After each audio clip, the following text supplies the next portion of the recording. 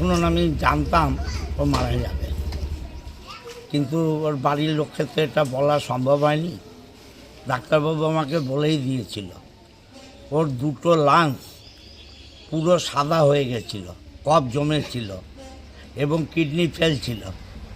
Dialysis নিতে পারেনি, কালকে ডায়ালিসিস দিয়েছিল, ডায়ালিসিস নিতে পারেনি। আমি বললাম যে শিফট করে যদি মেডিকেলে নিয়ে যাওয়া যায়, ডাক্তারবাবু বললেন ওই বেড থেকে তুললেই মারা যাবে, অতএব শিফটিংয়ের ব্যবস্থাও করা গেল না। আমি তো জানতে পেরেছি শেষ মুহূর্তে, যদি ভগবান আমাকে একটু আগে জানাতেন তাহলে হয়তো কিছু করতে পারতাম। হাতের বাইরে সবটাই ছিল। নিয়তি মারা গেছে, ওর পরিবারের পাশে আছি। ওর মেয়ে বিএড পাস করেছে, আমি দেখব পরিবার যাতে ভেসে না যায়, আমি দেখব।